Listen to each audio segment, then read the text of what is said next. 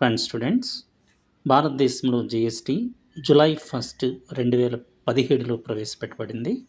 ఇంతకుముందు ఇప్పుడు మన జీఎస్టీ స్లాబ్స్ని సవరించడం జరిగింది. 12, 28 సంబంధించినటువంటి స్లాబ్స్ని తీసివేసి 0% కొన్ని నిత్యావసర వస్తువులు 0%, 5% అవసరమైన వస్తువులు సేవలకు విధించడం జరిగింది. 18% చాలా వస్తువులకు సేవలకు సాధారణ రేటు, 40% కొన్ని ప్రత్యేక లగ్జరీ మరియు డీమెరిట్ గూడ్స్కు సంబంధించి 40% విధించడం జరిగింది. ప్రస్తుతం జీఎస్టీ స్లాబ్స్ని మనం గమనించినట్టయితే 0%, 5%, 18%, 40%.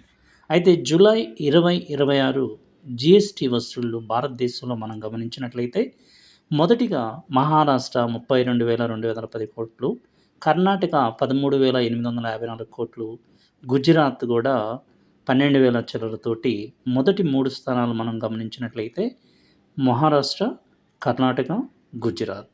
మరీ ముఖ్యంగా మనము భారత రాష్ట్రపతికి సంబంధించి ద్రౌపది ముర్ము భారత 15వ రాష్ట్రపతి 25 జూలై 2022 నుంచి బాధ్యతలు స్వీకరించడం జరిగింది.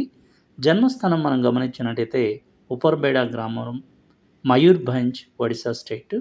గిరిజన కుటుంబం గమనించినట్లయితే సంతాల్ గిరిజన కుటుంబానికి సంబంధించింది.